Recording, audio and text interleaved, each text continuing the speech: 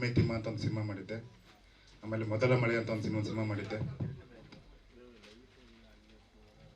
ಎಮ್ಮೆ ತಿಮ್ಮ ಮತ್ತು ಮೊದಲ ಮಳೆ ಅನ್ನೋ ಸಿನಿಮಾ ಮಾಡಿದ್ದೆ. ಇದು ನನಗೆ 3ನೇ ಸಿನಿಮಾ. ಮದ್ದಾನೆ ಇನ್ನೊಂದು 4ನೇ ಸಿನಿಮಾ ಶಿವಪ್ರೇಮಂ ಅಂತ ಇನ್ನೊಂದು ರನ್ನಿಂಗಲ್ಲಿದೆ. ಅದರ ನಿರ್ಮಾಪಕರು ಏಕಾಂಬರಂ ಅಂತ, ಅವರು ಕೂಡ ಬಂದಿದ್ದಾರೆ. ಅವ್ರಿಗೂ ಧನ್ಯವಾದ ಹೇಳಕ್ಕೆ ಇಷ್ಟಪಡ್ತೀನಿ. ಸೊ ಎಲ್ಲರಿಗೂ ಮೊದಲನೇದಾಗಿ ಅರ್ಥ ಆಗೋದೇನಪ್ಪ ಅಂದರೆ, ಮದ್ದಾನೆ ಆನೆ ಎಲ್ಲರಿಗೂ ಗೊತ್ತಿರುತ್ತೆ. ಬಟ್ ಮದ್ದಾನೆ ಅನ್ನೋದಿದೆಯಲ್ಲ, ಅದು ತುಂಬ ಹ್ಯಾಂಗ್ರಿ. ಆನೆನ ಮುಟ್ಬೋದು, ಫೋಟೋ ತಗೋಬೋದು. ಆದರೆ ಮದ್ದಾನೆ ಹತ್ರ ಹೋಗೋಕ್ಕೂ ಆಗಲ್ಲ, ದೂರಿಂದ ಫೋಟೋ ತೊಗೊಳಕ್ಕೂ ಆಗಲ್ಲ. ಸೊ ಈ ಕ್ಯಾರೆಕ್ಟರ್ ಏನಿದೆಯಲ್ಲ, ಇದು ಸಿನಿಮಾದಲ್ಲಿ ಹೀರೋ ಆ ಥರ ಇರ್ತಾರೆ. ಆನೆ ರೀತಿಯಲ್ಲಿರೋ ವ್ಯಕ್ತಿ ಹೇಗೆ ಮದ್ದಾನೆಯಾಗಿ ಪರಿವರ್ತನೆ ಆಗಿ ಈ ಸಮಾಜದಲ್ಲಿ ಟೆರರಿಸಮ್, ಆಮೇಲೆ ಒಂದು ಆ್ಯಕ್ಷನ್ ಲುಕ್ಕು, ರಿವೆಂಜು ಯಾವ ಥರಕ್ಕೆ ಬದಲಾಗ್ತಾನೆ ಅನ್ನೋದು ಸಿನಿಮಾದ ಮೇನು ಪ್ಲಾಟು. ಸೊ ಈ ಚಿತ್ರವನ್ನು ನಾವು 30 ದಿನ ಶೂಟಿಂಗ್ ಮಾಡಿದ್ದೀವಿ. ಮಂಡ್ಯ, ಮೈಸೂರು, ಬೆಂಗಳೂರು ಮತ್ತು ಚಿತ್ರದುರ್ಗ, ಇಷ್ಟರಲ್ಲಿ ನಾವು ಚಿತ್ರರಂಗ ಮಾಡಿದ್ದೀವಿ. ಅದೇ ನನ್ನ ಹೆಸರು ಅದೇ ಕೆ ರಾಜಶರಣ್ ಅಂತ. ಟೋಟಲ್ಲು ಇದು ನನ್ನ 3ನೇ ಸಿನಿಮಾ. ಎಮ್ಮೆ ತಿಮ್ಮ, ಮೊದಲ ಮಳೆ, ಆಮೇಲೆ ಇದು ನನ್ನ ಮದ್ದಾನೆ 3ನೇ ಸಿನಿಮಾ. ಸೊ ನಮ್ಮದು ಉತ್ತರ ಕರ್ನಾಟಕ. ಸೊ ತುಂಬ ಖುಷಿ ಆಗ್ತಾ ಇದೆ ನಿಮ್ಮ ಈ ವೇದಿಕೆಯ ಮೇಲೆ ಬಂದಿದ್ದಕ್ಕೆ. ನಿಮ್ಮೆಲ್ಲ ಸಪೋರ್ಟ್ ನಮಗೆ ಬೇಕು. ಓಕೆ. ಉತ್ತರ ಕರ್ನಾಟಕದಲ್ಲಿ ಸುರ್ಪುರ.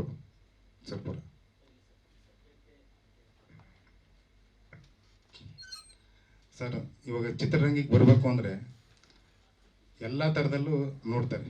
ಸಿನಿಮಾ ಅಂತ ಬಂದಾಗ ಸುಮ್ಮನೆ ಯಾವುದೋ ಒಂದು ಕಾಮಿಡಿ ಚಿತ್ರ ಮಾಡೋದಲ್ಲ, ಅಥವಾ ಯಾವುದೋ ಬೇರೆ ಥರಕ್ಕೆ ಆ್ಯಕ್ಷನ್ ಸಿನಿಮಾ ಮಾಡೋದಲ್ಲ. ಸೊ ಎಲ್ಲವನ್ನೂ ಒಳಗೊಂಡು ಒಂದು ಸಿನಿಮಾ ಮಾಡ್ಬೇಕಂತ ಆಸೆ ಇತ್ತು. ನಾನು ಎಮ್ಮೆ ತಿಮ್ಮ ಅಂತ ಸಿನಿಮಾ ಮಾಡಿದಾಗ ಎಮ್ಮೆ ಇತ್ತು, ಮೊದಲ ಮಳೆ ಅಂತ ಸಿನಿಮಾ ಮಾಡಿದಾಗ ಮೊಲ ಇತ್ತು, ಈಗ ಮದ್ದಾನೆ ಅಂತ ಸಿನಿಮಾ ಮಾಡಿದಾಗ ಇದರಲ್ಲಿ ಆನೆ ಕಾಣಿಸುತ್ತೆ. ನೆಕ್ಸ್ಟ್ ಶಿವಪ್ರೇಮಂ ಅಂತ ಸಿನಿಮಾ ಮಾಡ್ತಾ ಇದ್ದೀನಿ ಅಂದರೆ ಅಲ್ಲಿ ನಂದಿ ಇರ್ತಾನೆ. ಸೊ ಈ ಥರದಲ್ಲಿ ನಾನು ಪ್ರಾಣಿ ಪ್ರಿಯ. ಸೊ ಇದರಲ್ಲಿ ಸಿನಿಮಾದಲ್ಲಿ ನಾನು ಆ ಥರದಲ್ಲಿ ಒಂದೊಂದು ಸಿನಿಮಾದಲ್ಲಿ ಒಂದೊಂದು ಹುಡುಕ್ತಾ ಇರ್ತೀನಿ. ಗ್ರಾಫಿಕ್ಸ್ ಇದೆ. ಟೋಟಲ್ ಒಂದು 3-4 ಮಿನಿಟ್ಸ್ ಬರುತ್ತೆ. ಹೌದು ಸರ್, ಹೌದು. ಏನು ಸಮಾಚಾರ, ಎಲ್ಲ ಕ್ಲಿಯರ್ ಆಗಿ ಸೆನ್ಸಾರ್ ಆಗಿ UIA ಸರ್ಟಿಫಿಕೇಟ್ ಸಿಕ್ಕಿದೆ ಸರ್ ಸೆನ್ಸಾರಿಂದ. ಹೇಳಿ ಸರ್. ಸರ್ ಅದೇ ಸರ್, ಸಿನಿಮಾದಲ್ಲಿ ಹೀರೋಗೆ 2 ಶೇಡ್ ಇರುತ್ತೆ, ಒಂದು ಆನೆ, ಇನ್ನೊಂದು ಮದ್ದಾನೆ. ಸೊ ಇಷ್ಟು ಹೇಳಕ್ಕೆ ಇಷ್ಟಪಡ್ತೀನಿ ಸರ್. ಎಲ್ಲರಿಗೂ ಗೊತ್ತಿರೋದು ಸರ್, ಹೀರೋಯಿನ್ ಅಂತ ಹೆಣ್ಣು. ಸರ್, ಹೆಣ್ಣು ಲವರ್ ಬಿಟ್ಟರೆ ಇನ್ನು ತಾಯಿನೇ ಬಳಸೋದು. ಸೊ ತಾಂತ್ರಿಕ ವರ್ಧಕ ವಿಚಾರಕ್ಕೆ ಬಂದರೆ ಟೋಟಲ್ 30 ದಿನ ಶೂಟ್ ಮಾಡಿದ್ದೀವಿ. ಅದೇ ಮಂಡ್ಯ, ಮೈಸೂರು, ಆಮೇಲೆ ಚಿತ್ರದುರ್ಗದಲ್ಲಿ ಮಾಡಿದ್ದೀವಿ. ಸೊ ಇವರು ನಮ್ಮ DOP ತುಂಬ ಚೆನ್ನಾಗಿ ಮೇಕಿಂಗ್ ಮಾಡಿದ್ದಾರೆ, ನಾಗಭೂಷಣ್ ಪೂಜಾರ್ ಅಂತ. ಮತ್ತು ಈ ಅದ್ಭುತ ಸಾಂಗ್ ಕೇಳಿದ್ರಲ್ಲ, 3 ಸಾಂಗಿಗೆ ನಮ್ಮ ಪ್ರಸನ್ನ ಬೋಶೆಟ್ಟರ್ ಅವರು ಸಂಗೀತ ಮಾಡಿದ್ದಾರೆ. ಬನ್ನಿ ಸಂಗೀತ. ಸಾರಿ, ವಿಸಿಟೇಟರ್ ಬನ್ನಿ. ವಿಸಿಟೇಟರ್ ಸರ್ ಬನ್ನಿ. ಸರ್, ಎಷ್ಟು ಥಿಯೇಟ್ರಲ್ಲಿ ರಿಲೀಸ್ ಮಾಡಬೇಕು ಅಂತ ಪ್ಲಾನ್ ಮಾಡಿ? ಸರ್, ನಾವು ಸದ್ಯಕ್ಕೆ ಒಂದು 25 ಅಂತ ಅಂದ್ಕೊಂಡಿದ್ದೀವಿ ಸರ್. ಯಾಕಂದರೆ ಇವಾಗ ಗೊತ್ತಿರೋ ವಿಚಾರನೇ, ದೊಡ್ಡ ಮಟ್ಟದಲ್ಲಿ ಮಾಡಿಕೊಂಡು ಕೊನೆ ಕೈ ಮೈ ಎಲ್ಲ ಸುಟ್ಕೊಳ್ಳೋದು ಬೇಡ. ಚಿಕ್ಕದಾಗಿ ರಿಲೀಸ್ ಮಾಡಿ ಆಮೇಲೆ ಜನರನ್ನ ಅಭಿರುಚಿ ಮೇಲೆ ನಾವು ಎಕ್ಸ್ಟೆಂಡ್ ಮಾಡೋಣ ಅಂತ ಅಂದ್ಕೊಂಡಿದ್ದೀವಿ. ಡಿಸ್ಟ್ರಿಬ್ಯೂಟರ್ ರಮೇಶ್ ಬಾಬು ಅಂತ ಅವ್ರು ಬಂದಿಲ್ಲ ಸರ್.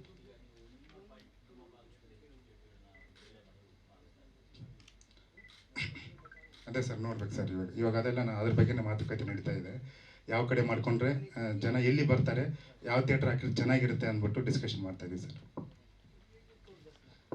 ಇನ್ನು ಈ ಸಿನಿಮಾದ ಬೆನ್ನೆಲುಬಾಗಿ ನಿಂತಿರುವಂಥ ಲತಾ ಮೂರ್ತಿಯವರು ನಿರ್ಮಾಪಕಿ, ಜೊತೆಗೆ ಆ್ಯಕ್ಟ್ ಕೂಡ ಮಾಡಿದ್ದಾರೆ ಸಿನಿಮಾದಲ್ಲಿ. ಅವರು ಈ ಸಿನಿಮಾ ಬಗ್ಗೆ ಮತ್ತು ಅವರ ಪಾತ್ರದ ಬಗ್ಗೆ ಮಾತಾಡ್ತಾರೆ. ಹೆಸರು ಲತಾ ಮೂರ್ತಿ ಅಂತ. ಸೊ ಪ್ರೊಡ್ಯೂಸರ್ ಆಗಿ ಅಂತ ಅವರೇ ಹೇಳಿದ್ದಾರೆ ಸರ್. ಈ ಪಿಕ್ಚರ್ ಮಾಡಬೇಕಾದ್ರೆ ಒಂದು ಅದರಲ್ಲಿರೋ ಕತೆ ಕೇಳಿ ಅರ್ಧ ನಾನು ಇನ್ಸ್ಪಿರೇಷನ್ ಆಗಿ ಮಾಡಿದೆ. ತಾಯಿ ಪಾತ್ರ, ದೇಶಕ್ಕಾಗಿ, ಮತ್ತು ಇನ್ನೂ ಬೇರೆ ಬೇರೆ ವಿಚಾರಗಳು ಅದರಲ್ಲಿ ಇರೋದು ನೋಡಿ ನನಗೆ ಆ ಕತೆ ಬಗ್ಗೆ ಆಸೆ ಆಯಿತು. ಮತ್ತು ನಾನು ಒಂದು ಸಣ್ಣ ಪುಟ್ಟ ಕಲಾವಿದೆ ಅಷ್ಟೆ. ಸುಮಾರು ಸೀರಿಯಲ್ಗಳಲ್ಲಿ ತುಂಬ ಹಿಂದೆ ಮಾಡಿದ್ದೆ. ಸೊ ಕಲೆ ಬಗ್ಗೆ ನನಗೆ ತುಂಬ ಆಸಕ್ತಿ, ತುಂಬ ಪ್ರೀತಿ. ಅದೇ ಥರ ಡಾಕ್ಟರ್ ರಾಜ್ಕುಮಾರ್ ಸರ್ ಹೇಳಂಗೆ ಕಲಾಭಿಮಾನಿಗಳು ಮನೆ ದೇವರು ಅಂತಾರೆ, ಅದನ್ನು ಸತ್ಯ. ತಾವೆಲ್ಲರೂ ಅದರಲ್ಲಿ ತುಂಬ ಅರ್ಥಪೂರ್ಣವಾದ ಅರ್ಥ ಇದೆ. ನೀವೆಲ್ಲ ಅಭಿಮಾನಿಗಳು ಬಂದು ನಮ್ಮಂಥವ್ರಿಗೆ ಎನ್ಕರೇಜ್ ಕೊಟ್ಟು ಸಹಕರಿಸಿದ್ರೆ ನಮಗೆ ಮುಂದಿನ ಪ್ರಾಜೆಕ್ಟಿಗೆ ಒಂದು ಉತ್ತೇಜನ ಜಾಸ್ತಿ ಸಿಕ್ಕಂಗಾಗುತ್ತೆ. ಆದ್ದರಿಂದ ನನಗೆ ಈ ಕತೆ ತುಂಬ ಇಷ್ಟ ಆಗಿ, ಅದು ಒಂದು ಪ್ರಾಣಿ ಅಂದರೆ ಅದು ಬೃಹದಾಕಾರದ ಒಂದು ಆನೆ, ಎಲಿಫೆಂಟ್, ಅದಕ್ಕೆ ಸರಿಸಾಟಿ ಯಾರಾದರೂ ಹೇಳೋಕ್ಕಾಗತ್ತೆ. ಅದೇ ಥರ ನನ್ನ ಮಗ ಮಾಡಿರೋದ್ರಿಂದ ಅವರಿಗೆ ಎಲ್ಲ ಒಂದು ಸಹಕಾರ ಕೊಟ್ಟು ಈ ಪಿಕ್ಚರನ್ನ ಯಶಸ್ವಿ ಆಗೋಕ್ಕೆ ತಾವೆಲ್ಲರೂ ಬಂದು ನೋಡಿ ತುಂಬ ಇಂಟ್ರೆಸ್ಟಿಂಗಾಗಿ ಮಾಡಿದ್ದೀವಿ. ಇದನ್ನು ತಾವೆಲ್ಲರೂ ಆಶೀರ್ವಾದ ಮಾಡಿ ಅಂತ ಕೇಳ್ತಾ ಧನ್ಯವಾದಗಳು. ಸರ್, ಮಗ ಅಂತ ಅಲ್ಲ, ಖಂಡಿತ. ಸೊ ಅದು ಒಂದು ಸಮಾಜದಲ್ಲಿ ತಾಯಿ ಪ್ರೀತಿ. ಯಾಕೆಂದರೆ ಎಲ್ಲರ ಮನೆಗಳಲ್ಲೂ ದೇವರು ಇರೋಕ್ಕಾಗಲ್ಲ ಅಂತ ತಾಯಿ ಸೃಷ್ಟಿ ಮಾಡಿದ್ದಾರೆ ಅಂತ ಹೇಳ್ತಾರೆ. ಅದರಿಂದ ನಮಗೆ ಎಲ್ಲರೂ ಬೇಕು. ಮಗ ಒಂದಲ್ಲ, ಆ ಮಗನ ರೂಪದಲ್ಲಿ ಒಂದು ಸ್ಕ್ರೀನ್ ಮೇಲೆ ಕಾಣಿಸೋಕ್ಕೆ ಪ್ರಯತ್ನ ಅಂತ ಅಷ್ಟೇ ಸರ್. ನಮಗೆ ಎಲ್ಲರೂ ಬೇಕು, ಎಲ್ಲರೂ ನಮಗೆ. ಇಡೀ ಕರ್ನಾಟಕ ಅಲ್ಲ, ಇಡೀ ಭಾರತ ದೇಶದ ಎಲ್ಲರೂ. ನಾನು ಕರ್ನಾಟಕದೊಳೆ ಮೂಲ, ಹಾಸನದಲ್ಲಿ ಹುಟ್ಟಿರೋಳು. ಹಾಗಾಗಿ ನನಗೆ ಕನ್ನಡದ ಬಗ್ಗೆ ತುಂಬ ಅಂದರೆ ತುಂಬ ಅಭಿಮಾನ. ಅಮ್ಮ ಮಗ ಒಟ್ಟಿಗೆ ಸ್ಕ್ರೀನ್ ಶೇರ್ ಮಾಡಿ. ಆ್ಯಕ್ಚುಲಿ ರಿಯಲ್ ಆಗಿ ಅಮ್ಮ ಮಗ ಅಲ್ಲ, ಸ್ಕ್ರೀನಲ್ಲಿ ಮಾತ್ರ ಅಮ್ಮ ಮಗ. Thank you. ಕನ್ಫ್ಯೂಸ್ ಮಾಡ್ಕೊಂಡ್ರೆ ಅನ್ಸುತ್ತೆ. ಆದರೆ ನನ್ನ ಮಗ ಸಮಾನನೇ ಅವರು. ಶರಣ್ ನೀವು ನನ್ನ ಮಗ ಅಂತ ಆರ್ಯ. ಎಲ್ಲರ ಹೇಳಿದ ರೀತಿ ಹಂಗೆ. ಓಕೆ. ಆರ್ಯ ಇದೆ 2ನೇ ಸಿನಿಮಾ. ಅವರ 2 ಶೇಡ್ಗಳಲ್ಲಿ ಕಾಣಿಸ್ಕೊಂಡಿದ್ದಾರೆ. ನಿಮ್ಮ ಪಾತ್ರದ ಬಗ್ಗೆ ಮತ್ತು ಹಿಂದೆ ನಿಮ್ಮ ಅನುಭವ, ನಿಮ್ಮ ಬಗ್ಗೆ ಪರಿಚಯ ಮಾಡ್ಕೊಂಡು ಮಾತಾಡಿ. ಎಲ್ರಿಗೂ ನಮಸ್ಕಾರ. ವೇದಿಕೆ ಮೇಲೆ ಇರ್ತಕ್ಕಂಥ ಎಲ್ಲ ಗಣ್ಯರಿಗೂ, ವೇದಿಕೆ ಮುಂಭಾಗ ಇರ್ತಕ್ಕಂಥ ಎಲ್ಲ ಮಾಧ್ಯಮ ಮಿತ್ರರಿಗೂ, ಹಾಗೂ ನನ್ನ ಮದ್ದಾನೆ ಟೀಮ್, ಹಾಗೂ ಈ ಮದ್ದಾನೆಗೆ ಶುಭ ಕೋರಲಿಕ್ಕೆ ಬಂದಿರತಕ್ಕಂಥ ಎಲ್ಲರಿಗೂ ಕೂಡ ನನ್ನ ನಮಸ್ಕಾರಗಳು. ನಾನು ಆರ್ಯ. ನಾನು ಮೂಲತಃ ಚಿತ್ರದುರ್ಗದವನು. ನಾನು ಮಾಸ್ಟರ್ ಡಿಗ್ರಿ ಮಾಡೋದಕ್ಕಂತ ಮೈಸೂರಿಗೆ ಹೋಗ್ತೀನಿ. ಮಾಸ್ಟರ್ ಡಿಗ್ರಿ ಕಂಪ್ಲೀಟ್ ಆಗುತ್ತೆ, PhDಗೆ ಜಾಯಿನ್ ಆಗ್ತೀನಿ. PhDಗೆ ಜಾಯಿನ್ ಆದಾಗ ನನಗೊಂದು ಸ್ವಲ್ಪ ಚಿಕ್ಕಂದಿಂದಲೂ ಮೂವಿ ಕಡೆ ಕಾನ್ಸಂಟ್ರೇಷನ್ ಇತ್ತು. ಆದರೆ ನಾನು PhD ಮಾಡ್ಬೇಕಾದ್ರೆ ಒಂದು ಬರುತ್ತೆ, ವೈ ಕಾಂಟ್, ನಾನು ಯಾಕೆ ಟ್ರೈ ಮಾಡಬಾರ್ದು ಅಂತ ಬರುತ್ತೆ. 2016ನಲ್ಲಿ ನಾನು ರೈಟಿಂಗಿಗೆ ಕೂತ್ಕೊತೀನಿ. ಏನಾದರೂ ಕಥೆಗಳು ಬರೆಯೋಣ, ಡೈಲಾಗ್ಗಳು ಬರೆಯೋಣ, ಏನಾದರೂ ಸಾಂಗ್ಸ್ ಬರೆಯೋಣ ಅಂತ ಕೂತ್ಕೊತೀನಿ.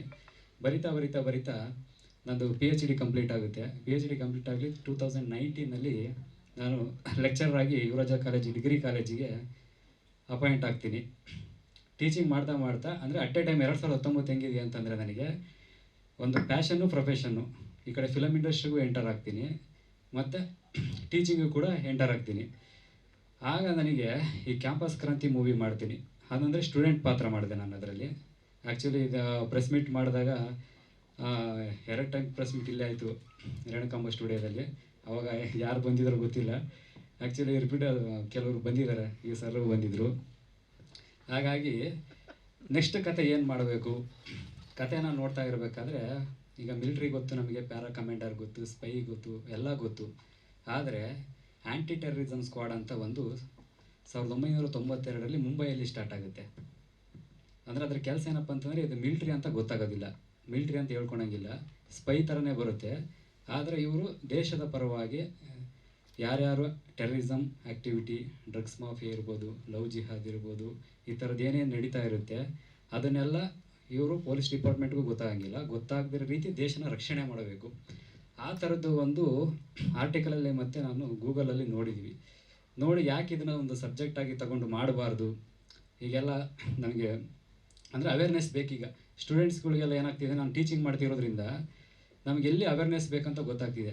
ಇವತ್ತು ನಾವು ಸ್ವತಂತ್ರ ದಿನ ಯಾವಾಗ ಬಂತಂತ ನಮ್ಮ ಹಳಬ್ರನ್ನೆಲ್ಲ ಕೇಳಿದ್ರೆ ನಾವು ಹೇಳ್ತೀವಿ ಮಧ್ಯರಾತ್ರಿ August 15 ಅಂತ ಹೇಳ್ಬಿಟ್ಟು ನಾವು ಕನಸಲ್ಲಿದ್ದರೂ ಕೂಡ ಎಬ್ಬರಿಸಿದ್ರೆ ಟಕ್ ಅಂತ ಹೇಳ್ತೀವಿ. ಆದರೆ ಈಗಿನ ಜನ್ರೇಷನ್ನಿಗೆ ನೀವು ಸ್ವತಂತ್ರ ಯಾವಾಗ ಬಂತಂದ್ರೆ ಗೊತ್ತಿಲ್ಲ, ರಿಪಬ್ಲಿಕ್ ಡೇ ಯಾವಾಗ ಅಂತ ಗೊತ್ತಿಲ್ಲ. ನೀವು ಅಬ್ಸರ್ವ್ ಮಾಡಿ, ಯಾವ್ದಾದ್ರು ಇಂಟರ್ವ್ಯೂಗಳು ಮಾಡಿ, ಈಗಿನ ಜನ್ರೇಷನ್ಗೆ ನಾವು ಏನನ್ನು ಹೇಳ್ತಾ ಇದ್ದೀವಿ, ಏನನ್ನು ಅವೇರ್ನೆಸ್ ಮೂಡಿಸ್ತಾ ಇದ್ದೀವಿ ಅನ್ನೋದು ಇಂಪಾರ್ಟೆಂಟು. ಯಾಕಂದರೆ ನಾನೊಂದು ಇಂಟರ್ವ್ಯೂ ನೋಡ್ತಾ ಇದ್ದೆ ಒಂದು, ಅಂದರೆ ದ ಸ್ಪ್ಯಾನ್ ಆಫ್ 1992 ಇಂದ 1997ವರೆಗೂ, ಅಂದರೆ ಸ್ವಾತಂತ್ರ್ಯ ಹೋರಾಟ ಯಾವಾಗ ಸ್ಟಾರ್ಟ್ ಆಗುತ್ತೆ, ಎಂಡಿಂಗ್ ಬರಬೇಕಾದ್ರೆ 1942ರಿಂದ 1947 ಈ ಟೈಮ್ ಆಫ್ ಪೀರಿಯಡಲ್ಲಿ ಕ್ವಿಟ್ ಇಂಡಿಯಾ ಚಳುವಳಿ ಅಂತ ಸ್ಟಾರ್ಟ್ ಆಗುತ್ತೆ. ಈ ಕ್ವಿಟ್ ಇಂಡಿಯಾ ಚಳುವಳಿ ಸ್ಟಾರ್ಟ್ ಆದಮೇಲೆ ಏನಾಗುತ್ತೆ, ಭಾರತದವ್ರನ್ನ ಹೇಗಾದ್ರೂ ಮಾಡಿ ಕುಗ್ಗಿಸ್ಬೇಕಂತೇಳಿ ಬ್ರಿಟಿಷರು ಏನು ಮಾಡ್ತಾರೆ, ಯಾರ್ಯಾರು ಮುಂದಾಳತ್ವ ವಹಿಸ್ತಾರೋ ಅವ್ರನ್ನೆಲ್ಲ ನೇಣಿಗೆ ಹಾಕೋದಕ್ಕೆ ಸ್ಟಾರ್ಟ್ ಮಾಡಿಬಿಡ್ತಾರೆ. ಅಂದರೆ ಸಾವು ಅನ್ನೋದು ಮುಂದೆ ಬಂದಾಗ ಎದುರುತ್ತಾರೇನೋ ಅಂತೇಳಿ. ಆದರೆ ಯಾರಿಗೂ ಇದು ಅಂದಾಜಿಲ್ಲ. ಅಂದರೆ ಬ್ರಿಟಿಷ್ ಗೌರ್ನಮೆಂಟ್ ಏನು ಮಾಡಿದೆ, ಅದನ್ನು ಲಿಖಿತ ರೂಪದಲ್ಲಿ ಇಟ್ಕೊಂಡಿದೆ, ಅಂದರೆ ಒಂದು ಡಾಕ್ಯುಮೆಂಟ್ರಿಯಾಗಿ ಇಟ್ಕೊಂಡಿದೆ. ಅಂದರೆ ಎಷ್ಟು ಜನನ ನಾವು ನೇಣಿಗೆ ಹಾಕಿದ್ವಿ, ಎಷ್ಟು ಜನನ ಸಾಯಿಸಿದ್ವಿ ಅಂತೇಳಿ. ಅಂದರೆ ಬರೋಬ್ಬರಿ 3 ಲಕ್ಷ ಜನನ ಆ ಸ್ಪ್ಯಾನ್ ಆಫ್ 4 ಇಯರ್ಸಲ್ಲಿ ನೇಣಿಗೆ ಹಾಕ್ತಾರೆ. ಅಂದರೆ ಅಷ್ಟು ಜನ. ಇವತ್ತು ನಾವು ಯಾರಾದರೂ ಕಷ್ಟದಲ್ಲಿ ಇದ್ದಾರೆ ಅಂತಂದರೆ ಒಂದು 100 ರೂಪಾಯಿ ಕೊಡೋದಕ್ಕೂ ಹಿಂದು ಮುಂದೆ ನೋಡ್ತಕ್ಕಂಥ ಕಾಲ ಇದು. ಇಂಥ ಕಾಲದಲ್ಲಿ ಇದ್ದೀವಿ ನಾವು. ಆದರೆ ದೇಶಕ್ಕೋಸ್ಕರ ಪ್ರಾಣನೇ ಕೊಟ್ಟಿದ್ದಾರೆ 3 ಲಕ್ಷ ಜನ, ಬರೀ ಸ್ಪ್ಯಾನ್ ಆಫ್ 4 ಇಯರ್ಸಲ್ಲಿ. ಇದು ನಮ್ಮ ಯಂಗ್ ಜನ್ರೇಷನ್ಗೆ ಗೊತ್ತಾಗಬೇಕು. ಇದು ಯಂಗ್ ಜನ್ರೇಷನ್ಗೆ ನಾವೆಷ್ಟು ಅವೇರ್ನೆಸ್ ಮೂಡ್ತೀವೋ ಅಷ್ಟು ನಮಗೆ ದೇಶದ ಮೇಲೆ ಭಕ್ತಿ ಬರುತ್ತೆ. ನಾವು ಯಾವಾಗ ದೇಶದ ಮೇಲೆ ಭಕ್ತಿ ಮೂಡಿಸೋದಿಲ್ವೋ ಅಲ್ಲಿವರೆಗೆ ಏನಾಗುತ್ತೆ, ದೇಶದಿರ್ತ ಯೂತ್ಸು, ಡ್ರಗ್ಸು, ಅದು ಇದೆಲ್ಲ ಏನಾಗಿ ಹಾಳಾಗ್ತಾ ಹೋಗ್ತಿರ್ತಾರೆ. ಅದಕ್ಕೆ ಇದೊಂದು ಕಾನ್ಸೆಪ್ಟ್ ತೊಗೊಂಡು ಇದರಲ್ಲಿ ಎಲ್ಲನೂ ಮಿಕ್ಸ್ ಮಾಡೋಣ, ದೇಶಭಕ್ತಿನೂ ಮಿಕ್ಸ್ ಮಾಡೋಣ, ಲವ್ ಸ್ಟೋರಿನೂ ಮಿಕ್ಸ್ ಮಾಡೋಣ, ಫ್ಯಾಮಿಲಿ ಸೆಂಟಿಮೆಂಟು ಮಿಕ್ಸ್ ಮಾಡೋಣ ಅಂಥೇಳಿ ಪ್ರತಿಯೊಂದೂ ಒಂದು ಒಗ್ಗರಣೆ ಥರ ಎಲ್ಲನೂ ಇರಲಿ ಅಂಥೇಳಿ ಎಲ್ಲನೂ ಹಾಕಿ ಈ ಸಿನಿಮಾನ ಮಾಡಿದ್ವಿ. ಹಾಗಾಗಿ ನಾನು ಅದೇ ಮಾಧ್ಯಮದವ್ರಿಗೆ ಕೇಳೋದೇನಪ್ಪ ಅಂತಂದರೆ, ನೀವು ನಮಗೆ ಅಂದರೆ ಇದ್ರ ಥರ, ಅಂದರೆ ತಂದೆ ತಾಯಿ ಸಮಾನ. ಯಾಕಪ್ಪ ಅಂತಂದರೆ ನೀವು ಮಕ್ಕಳನ್ನ ಹೇಗೆ ಬೆಳೆಸ್ತೀವಿ, ನಾವು ತಂದೆ ತಾಯಿ ಮಕ್ಕಳನ್ನ ಹೇಗೆ ಬೆಳೆಸ್ತಾರೋ ಹಾಗೆ ಯಾರೇ ಒಬ್ಬರು ಕಲಾವಿದರನ್ನ ಬೆಳೆಸೋದೇ ಮೀಡಿಯಾ. ಹಾಗಾಗಿ ಮೀಡಿಯಾದವ್ರು ಆದಷ್ಟು ನಮ್ಮನ್ನು ಪ್ರಮೋಟ್ ಮಾಡಿ, ಆದಷ್ಟು ಜನ ಥಿಯೇಟ್ರಿಗೆ ಬಂದು ನೋಡಿದಷ್ಟು ನಮಗೆ ಏನಪ್ಪ ಅಂತಂದರೆ, ಈಗ ಏನಾಗ್ತಿದೆ, ಎಲ್ಲ OTT ಈ ಪ್ಲಾಟ್ಫಾರ್ಮ್ ಎಲ್ಲ ಮೂವಿನ ನೋಡೋದಕ್ಕೆ ಸ್ಟಾರ್ಟ್ ಮಾಡ್ತಾ ಇದ್ದಾರೆ. ಹಾಗಾಗಿ ಥಿಯೇಟ್ರ್ ಕಡೆ ಯಾರೂ ಬರ್ತಾ ಇಲ್ಲ, ಥಿಯೇಟ್ರ್ ಉಳಿಯೋ ಕಡೆ ಯಾರೂ ಕೂಡ ಗಮನ ಕೊಡ್ತಾ ಇಲ್ಲ. ನಮ್ಮ ಹೊಸಬರಿಗೆ ಎಷ್ಟು ಕಷ್ಟ ಆಗ್ತಾ ಇದೆಯಾ ಅಂತಂದರೆ, ಒಂದೊಂದು ಥಿಯೇಟ್ರ್ ನಾವು ಕೇಳೋಕೆ ಹೋಗ್ತೀವಿ ಅಂತಂದ್ರೆ ವಾರಕ್ಕೆ 3 ಲಕ್ಷ 4 ಲಕ್ಷ ರೆಂಟ್ ಕೇಳ್ತಾ ಇದ್ದಾರೆ. ಅಂದರೆ ನಾವು ಮೂವಿನೇ ಏನೋ ಒಂದು 2016ನಲ್ಲಿ ನನಗೊಂದು ಕನಸು, ಒಂದು ಚಿಗುರು ಹೊಡಿತು, ಅಂದರೆ ನಾನು ಹೀರೋ ಆಗಬೇಕು ಅಂತ.